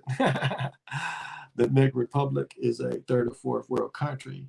How can they afford to buy equipment? Well, this is what they've done. And this is what America hasn't done. I guess we'll start with the same way that European children are in these basketball academies. All they do is play basketball. They go to a school, and that's all they really do. As they go to the academy during the day, and they do have academics, and then they play pro ball at an early age. Baseball is the same way. They play baseball all year round as children, but they go to these academies. And most of these children are signed by 11 to 14 years old. I don't know if people realize that about baseball. And that's a big business in South America because their handlers, they constantly send them. So most dudes that play pro baseball, they sign their contracts young. They signed their contracts young when they were young men. That's been offered for the last probably 20 years. And rightly so, the game was created down in that part of the world, so that part of our country, so they deserve it. They deserve it. But it's the weather that they can play all year round. It's like a disadvantage here in Minnesota. Our boys can do batting practice, and our boys can catch indoors, but they can't play really indoors. That's why the college team goes down south to training, to train till the weather gets better. I mean, they had the Twins play today, and it's 30 degrees. When I picked up my daughter, it was still kind of cold. It was 30 and sunny, but it's 30 degrees. Like right now, it's probably, what was it, before I came on, 27, 28, with a wind chill factor of about 21. So it's cold. I got my heat on. It's cold outside. I've got my heat on. So, but that's the difference. That's the difference. So they can afford, so they go to the people that got the gloves and the equipment. So that's how they do it.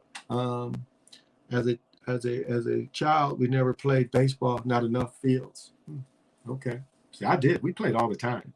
When I was young, we played all the time. You think one day blacks will be able to build together? No, I don't think so. I think, as they say, are we doomed as a people? It appears so. It's like I was saying, reading the book about Tecumseh and his brother, and even reading about Pontiac's War. That was the time for our people to come together. We've had chances. Pontiac fought him in the set right after the Revolutionary War. Pontiac fought him around the late 1700s. Right after the Revolutionary War times, Pontiac fought him. And in the War of 1812 is when Tecumseh fought him. Those was the times to come together. And you see the same thing. Self-greed. Chiefs getting the trinkets. Chiefs getting to live in a house like they live it, like the Europeans live in. And so they fractioned us even back then. That was the time to take the stand, was then. And there were people that saw it, but and the conditions are no different today, self-serving. And they're doing the same things to spread us apart. They just put this woman in office that is known to let these offender of children life sentences. She says she can't define what a woman is, which is the answer of a judge. Someone else said that. I'll give them credit. That was a judge's answer. I do agree. But it's a gender answer as well. And that was a way of Biden paying back all them sisters, independent sisters, all my single ladies that's in Atlanta, paying them back for Stacey Abrams, who's now rich, who when she ran for governor was broke, in debt, $200,000, and now she's got multi. So that's all that was. But that's not helping us. So the answer is no. I'll say it too. The best thing we can do is build with your community. I mean, don't try to, if you have the ability to get multi-communities to follow you, that's a great thing. But that's the best thing, is to try to build with people around you, because you ain't going to build with, because even if you start doing these positive things, they send them people to disrupt what you're doing. They'll send people to watch what you're doing. And it'd be your own people to take these jobs. Your own people that would be spying on you. I mean, they learned.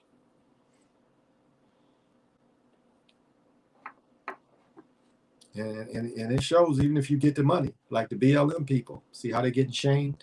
Everybody knew what they was doing to money from jump. And as I said before, they was almost dead. Floyd gave them life, and everybody starts pouring millions into them. Why them? Of all the groups in the country, why them? Why them?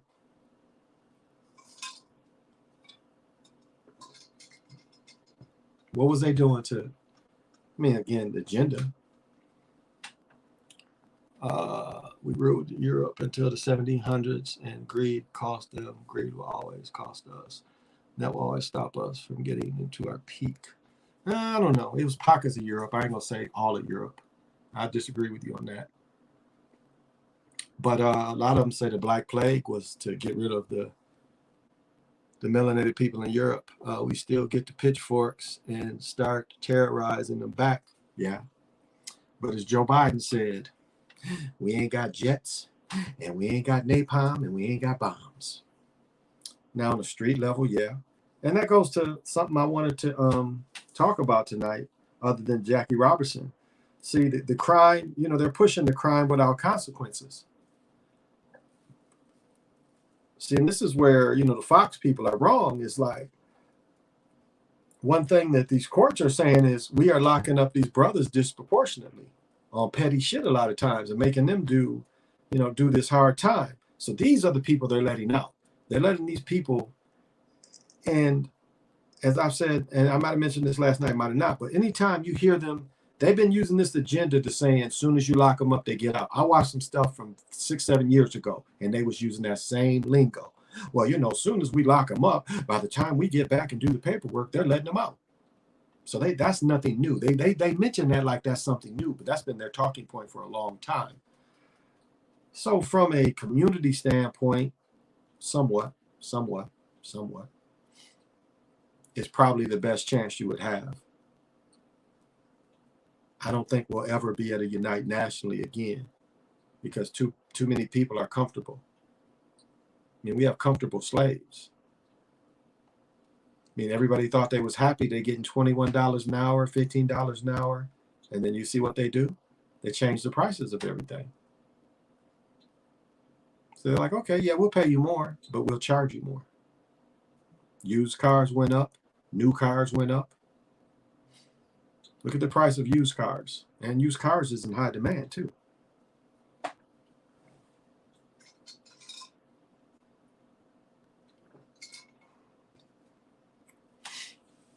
So, and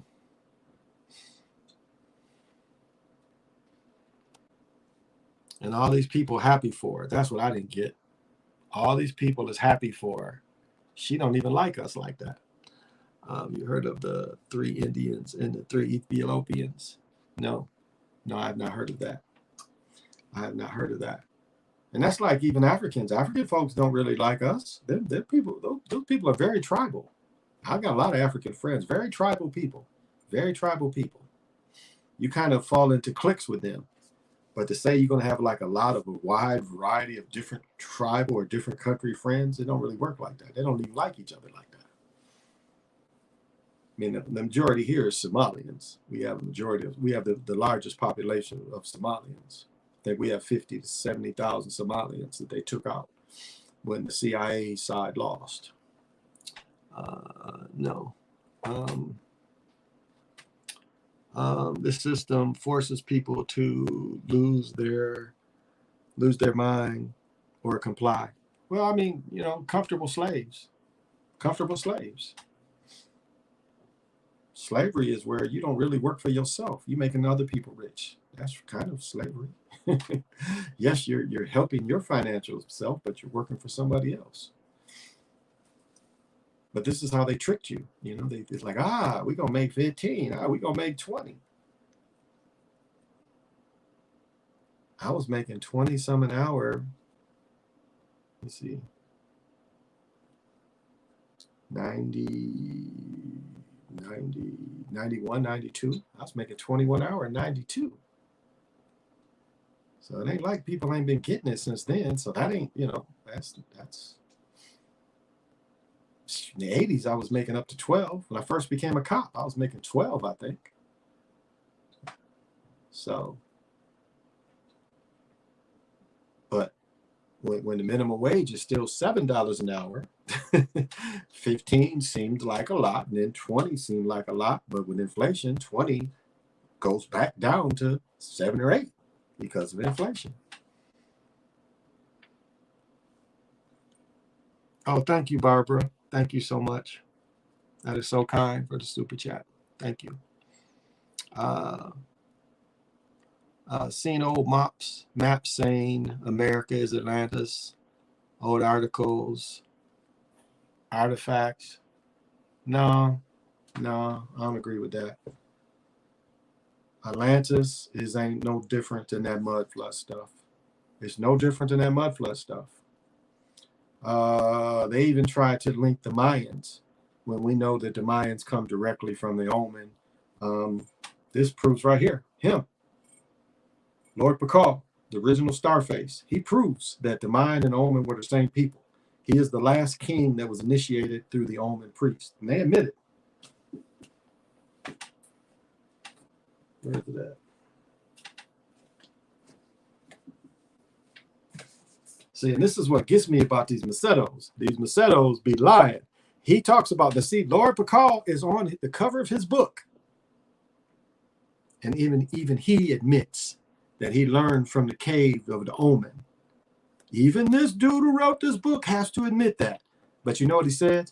And this just tells the racism that Macedos have, not wanting that culture to have anything to do with true melanated Americans. Is he said that he snuck and learned. How do you sneak and learn from holy people? It's like he was just peeking in the cave and writing this shit down. Like, okay, this is how they do it. But this proves he is the link between the Omen and the Mayan. He is the link. That's why you don't hear a lot about it. That's why most people just know this picture, which is this. Most people just know that picture. But this is him too, sitting on the 2 enemies. He had a bench made like this. This is him too. See, they make you think it's just one. And, of course, they want to say this is the spaceman. This is the spaceman. This is the spacecraft. No. What he's showing you is this is the Omen Jaguar world, and this is the Quaquaquolo of the dragon.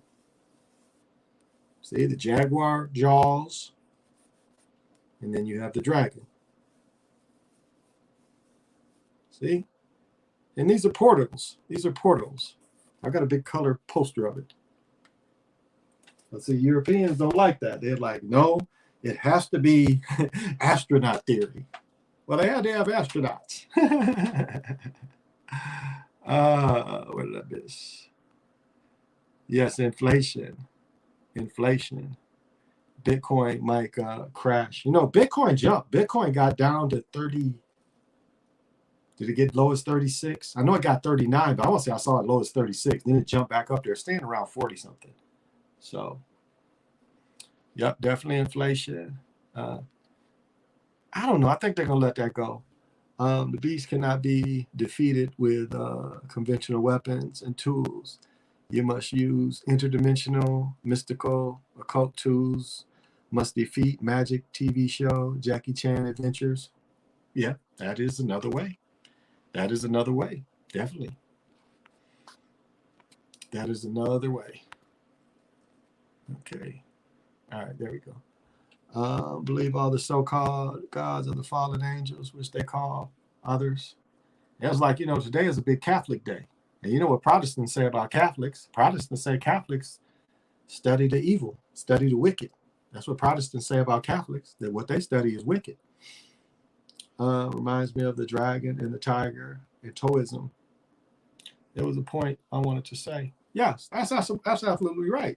And that's why, you know, I talk about, you know, I deal with the Virgin, and I always talk about this book because that's what Edward is saying is, you know, there's ways to practice to separate from this thing. Don't go into the light. You know, Boob Whisper used to be on Fridays like, go into the light, Jimmy. You don't want to go into the light. You create your own light. And by creating your own light, you'll be able to, as Edward said, that's how you fight them. You fight them by not wanting to stay here. And I'm not trying to hex myself, but I just don't see me, you know, I put enough poisons in my body, as far as medications and stuff. And then to tell them to fight something that they call cancer, which some people prove that you need cancer because it eats away a lot of the bullshit that comes in our bodies too. That's why they'll tell you the cancer is already inside of you. They don't tell you that there's positive things of having cancer. They make you think it's the boogeyman. And then you're supposed to put all this poison in you so you can get a few more years to be here. And you can't tell me, I said this the other night, I'm going to repeat this again. You can't tell me that that's not going to burn away your soul. Putting all them chemicals in, relying on chemicals and not your spirituality. And my mother's like, well, you know, you're giving up. No, I'm not afraid of leaving this. That's the only thing they have over us. And that's the one thing. And I'm not saying, you know, mass doing yourself. No, you go naturally. But when you go, you prepare yourself as well as you can. You get as much spiritual information as you can. You want to meditate because it is easier to, when you pass, it is easier to step out of your body. You do not want to pass and that be the first time you leave your body. You don't want that. Because you will go into the light. Now, some Wes Paneri touches on this, and it is some get taught how to properly die, how to properly move on. That does appear like some do get that, where you're taught how to go to the next realm. Some call it the middle ground. Some people, they teach you when they get Akashic records that, you know, they be able to take you into the middle ground, put you in them hallways so you can discover where them rooms are. Because again, that is practicing how to tap into your ancestors. And that's the one thing that the DNA is it's all the ancestor information that you have. That is inside of you. And you see relatives that act alike. You seen, you know, a cousin that has grandma's laugh. It's like all my family, if you hear me giggle, I'm doing my grandmother's giggle. All of her children, a big majority of her grandchildren, we all giggle like her. If you hear me busting out giggling, that's me imitating my grandmother. Men in my family tend to be very laid back, cool. One time you called that being cool. Well, apparently my great grandfather was like that. Just kind of a mild dude, kick back, farmer, worked hard, educated, but just a kind of laid back dude. A lot of us are like that. I learned from my father to walk fast, keep my head up, look everybody in their face.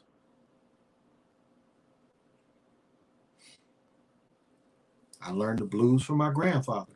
Told the story before. He'd be drunk, a little drunk.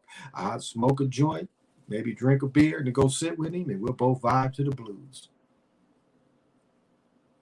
And my grandfather was like, he was able to, like, we both would kind of leave our bodies and and kind of like sit in another room. I mean, it really wasn't anything deep, but it was like one minute we're sitting in front of the house. I wasn't born in the house, but it was the first house that I went to as a baby.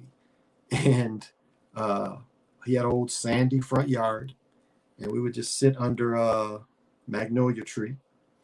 Yeah. And just get into the blues. Connect. Doom, doom, doom, doom. Have you ever taken C60? I don't know it by that name. Give me another name for it. I don't know what C60 is. It's so easy to go into that dark place.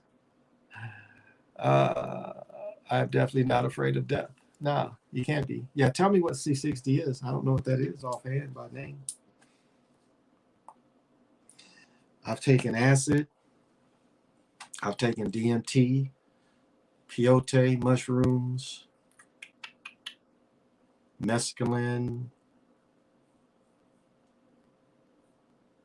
I've smoked fucking angel dust before.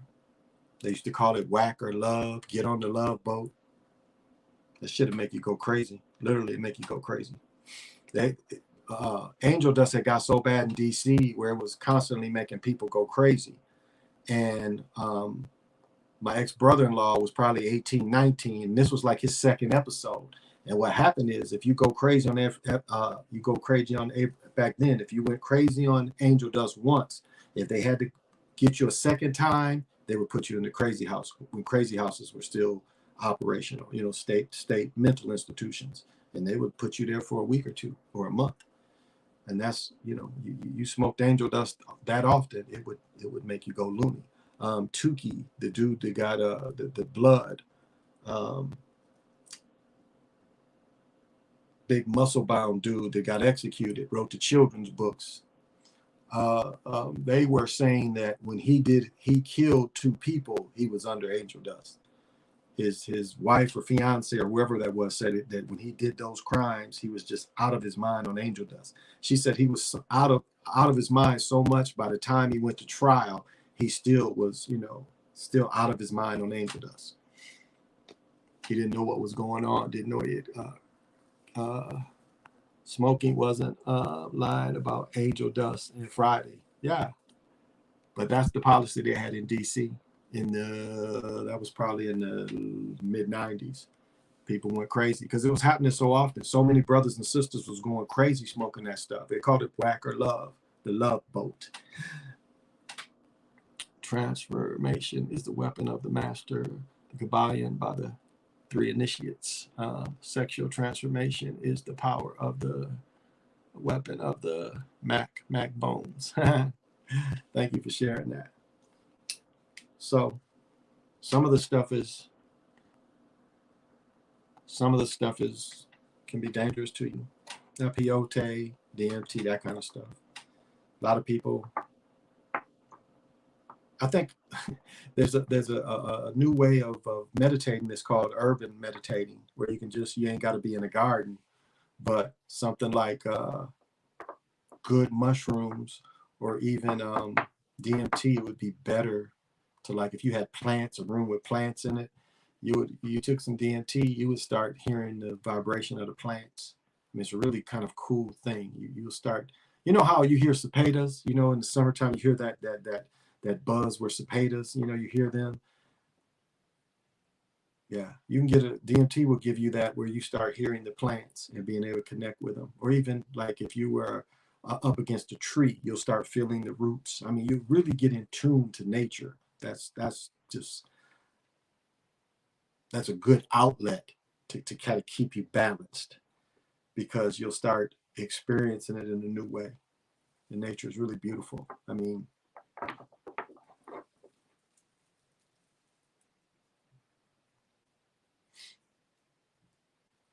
as people like will ask me if I wanted to come back as something, what would I want to come back in? And I've said this, like a gorilla has a beautiful life. He lives like the same thing he'll make a bed out of, he can eat. All he wants to do is have his harem, his women, his children, maybe a brother or two. And they have everything is provided for them. They don't even really need shelters. Where they live, when it rains, it don't get terribly cold. They have a beautiful life. There ain't nothing really messing with them but man. But say you take man out of it and you just had a world of just the planet of the apes. What a beautiful life they would live. I mean, nature is beautiful. Nature provides. The world is provided. And you have the beast that wants to do away with nature. And you know it's a beast after everything, but look how they have to do with the animals. They got to cage the animals up to save them. That's how murderous the beast is. The beast wants to get rid of every little bit of nature. Look at what they're doing to the rainforest. Look at what they've done to this country. These Europeans have wiped out our trees. They went to war against the people, and the next war was against the buffalo, and then they went to war against the trees. They cut the green out of this country. And then they turned around and had to, like, this soil won't stay around if we don't put trees back. We can't keep taking from this.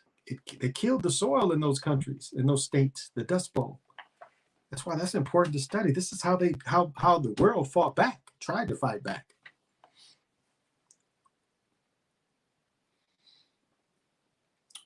Because they killed the land. They turned good soil into sand. Killed the land, turned good soil into the sand. I don't even see dandelions anymore. Yeah, we'll start seeing them here. Pick them. They're good medicine. Dandelions are good medicine if they ain't sprayed. It's carbon 60. They claim it's the strongest antioxidant that heals from many elements. Oh, okay. Antioxidant. I have never heard of that.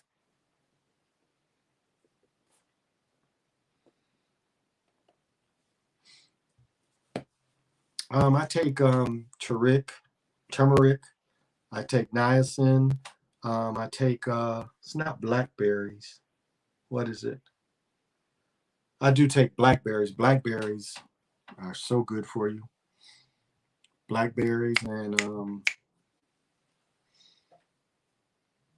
yeah, I guess blackberries are red kind too. Blackberries are red kind. Well, thank you, Firewater. I'll have to look that up. Do you think we should our 40 makers should have our 40 makers in a mule? Well, we had that before the Civil War.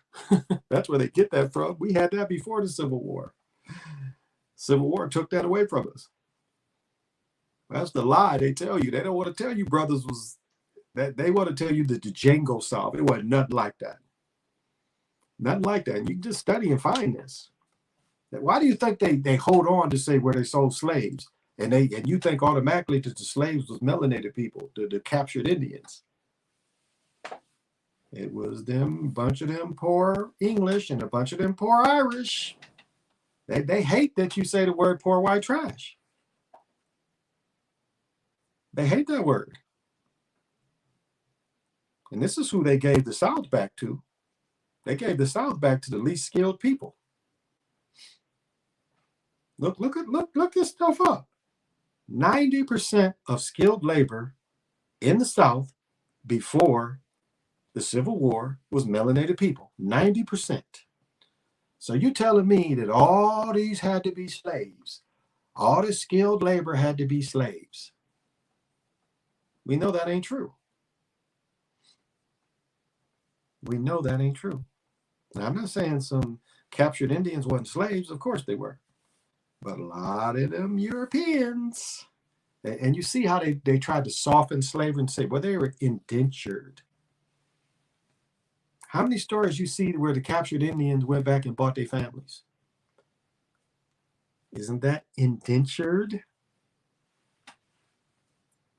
You study the stuff.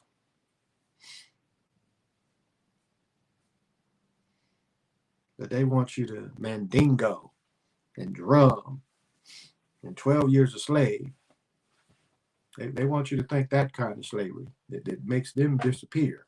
You see them be the with the dogs and stuff. You see, that's when you see the poor white trash, slave catchers. I mean, the sad thing about it is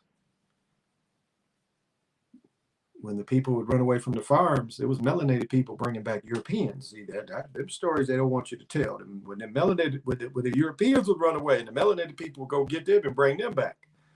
That's a part of history you probably never heard about. They want to say it's just the opposite, that they was putting dogs just on us. They was running away too. And it was a lot harder for them to hide than it was for us to hide. Because again,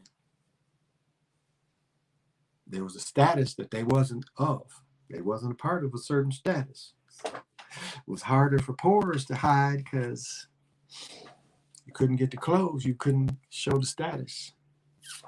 The Civil War was about freeing white people being enslaved in the South. Book of Forgotten Cause of the Civil War. Shout out Supplizy. Yep. Book Forgotten Cause. Yep, the Book of Forgotten Cause. I got that wrote down here somewhere too. The Book of Forgotten Causes. Yeah, I think, man, I might have ordered that book and it didn't come. Now I think about it. Shit, I'm going to have to check my email. I thought I ordered that book. This is a world full of lies, a reality full of lies. Of course it is. It's a reality full of lies, not just a world, a reality. So that's why it's work on self. Work on self. You say if there's any solution, the solution is work with the people that live around you. Because if something really happens, these are the people you're going to have to depend on. If something really happens, you're going to have to work with the people that live around you. Regardless of color, regardless of status, that is just how it works. When disaster hits areas, you damn right. If a bomb, if you and somebody are running and bombs is coming behind you, is you thinking, I don't think I can run away with you because, you're European and I can't work with you. So you run that way and I'm going to run that way. No, it don't work like that. If there's somewhere to take a stand, you're going to take a stand with your neighbors. You ain't going to just say, hey, all the melanated people, we're going to take a stand, everybody. It'd be the same old thing. It could be the Russians, like that. What was it called? Red Dawn. It could be the Russians coming over to fight us, and it'd be some melanated people like, man, we work for the Russians. The Russians gave us some of that good bomb ass Russian weed. We fighting with the Russians. We not fighting with the Americans. We would have all that kind of disparity. So no, you fight with your neighbors. So. Oh my goodness. Well, I guess I'm going about 2 hours. I guess I'm a elderberry. Yeah, elderberry. Thank you. I couldn't thank it. We had a lot. On a scale of 1 to 10, how do you think crack hurt the Black community? Shoot, a 10. A 10. But as I said, this wasn't the first time they did that to us. They did that to us when they brought liquor over here too. They did that to us when they brought liquor over here. I mean, we had something similar, but not as high alcohol proof. That was the difference. We did have drugs over here, but we didn't have as strong alcohol. And they did that against us. I mean, as I said before, we gave away states because we was drunk. To get barrels, they would go to negotiate and they would get us all drunk. And then we'd sign any damn thing, not really understanding how the European counts and how the European looks at land. Well, you just signed something that gave millions of acres away. And then you try to go there, they'd kill you after that. Or you're breaking. It was like what Tecumseh and the prophet did. They crossed back the river, said, we living in this area right here. We taking this area back. And they're like, well, that goes against the treaty. It's like the prophet said, this is where the Great Spirit told me and my people need to be. That's why Tippecanoe and Tyler too. I don't know if you ever heard that. Tippecanoe is when they killed the prophet, or didn't kill the prophet, but where they killed a lot of the prophet's family, Tecumseh's family. Tippecanoe and Tyler too. You know, if you guys, Tyler was a president, but that was a fighting call against us. So, and again, you know, I don't say anything personal against anybody. I'm talking about history in general, not pointing out anybody, because there's good people regardless. There are fucked up people regardless. So I don't want anybody to say, am I pro anything? I'm pro human. I'm pro love. I'm pro caring. I'm pro compassion. And yes, I am pro abundance as well.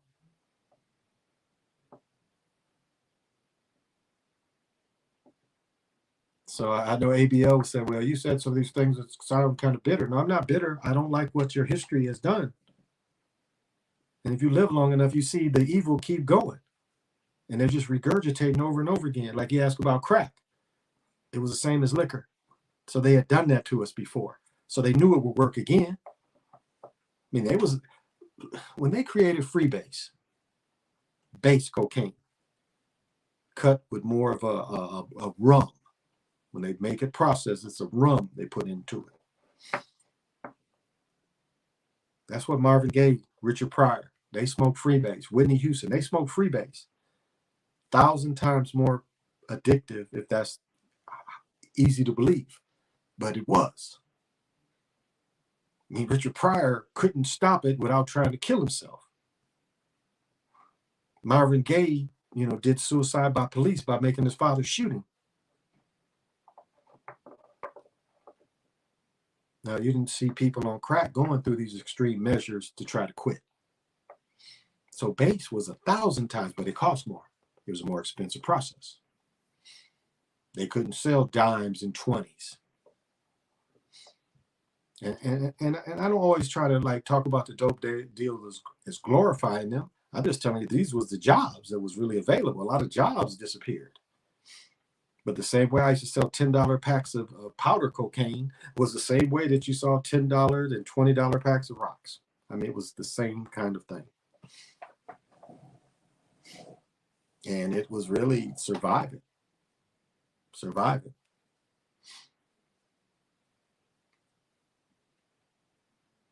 Because when the minimum wage was $5, most people paying you $7. What is 7 times 4? What is that a week? It's not very much money. Can't buy a house. Can't buy a decent car. So do you see what people were stuck with? Why you couldn't do it? Why you didn't want to do it? Why you were almost forced to do it? And then the second part was locking motherfuckers up. That is what the Democrats are letting people out for these unjust sentences that melanated people tend to get. Well, I'm about to go down. Now it's 1,300. Okay. Then maybe I didn't order it. I thought I found that book though, The Forgotten Cause. I thought I found that book. About keeping the truth from you. Yep, you're right. The Forgotten Cause of the Civil War was 13. Now it's 1,300. But you know what they did? They do the same thing with the geometry of the commitments. That book at one time was high like that. Now you can get it. It went down. It went way down. But Bomber first mentioned that book, and it was about $2,000, and now you can find it about $400 or $500. So the books go up and down. But yeah, you know, like the book on melanin. You know how melanin is part of the universe. That book is expensive. Yep, race is a political and social construct. Yep, I agree. All right, I'll give the divination for tonight.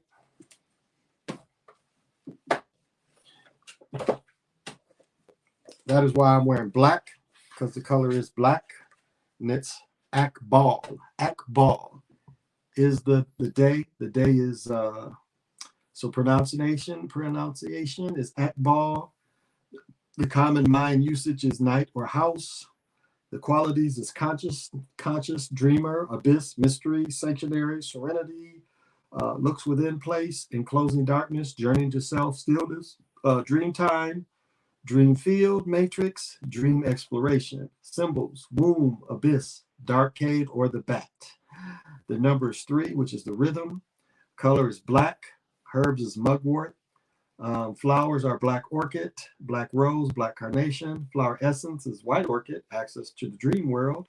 Scent is holly berry, holly berry, holly berry. Stones, hematite, obsidian, smoky quartz, black tourmaline, charcoal moonstone, onyx, or black pearl. It's a water element, and direction is from the west. But the shadow wisdom is viewpoint, too eternal and not subjective, sadness, depression, self-judgment, fear, change. But the way to transform out of it is be willing to examine how you judge and how you evaluate yourself. Embrace and follow your inner shadow process to learn from your gifts. Harmonic wisdom is integration. Integration. And mantra is eyes closed, hands at the waist, palms up. You bow your head forward, then rise up, crossing the forearms. That's kind of what the so it's eyes closed, hands here, palms up, bow forward, rise upright, crossing your forearms. So you bow, and as you bow, you rise up. And you say, I pilgrimage deep within to the sanctuary of self to garner the gifts awaiting me. The meditation is, I am the darkness, that is the light, and the stillness, that is the dancing, by T.S. Eliot.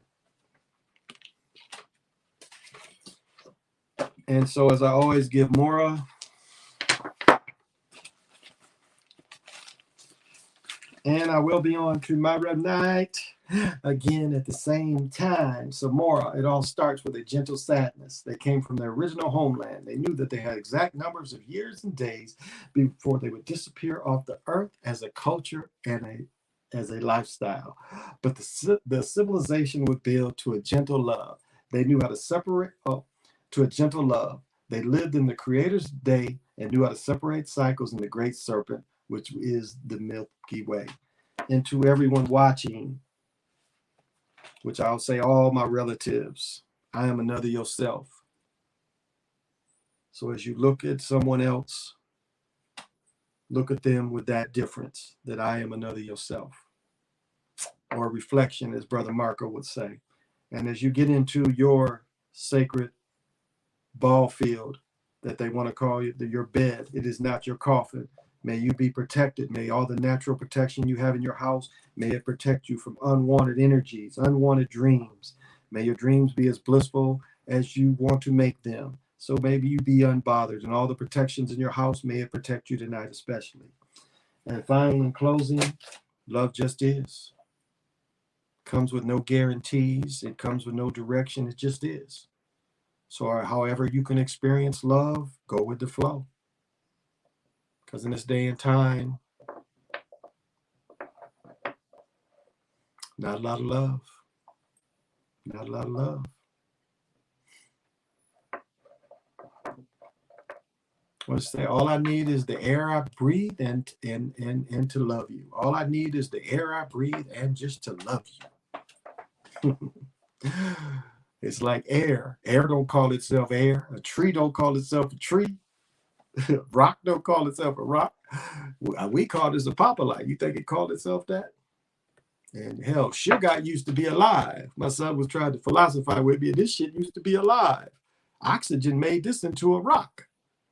So oxygen wasn't good for this.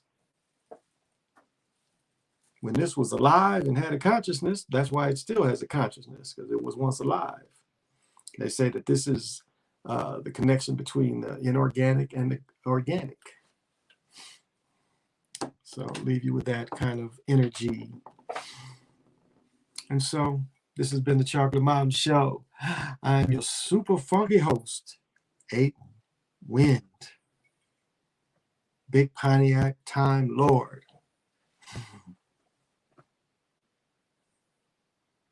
So till we meet again, everybody say less.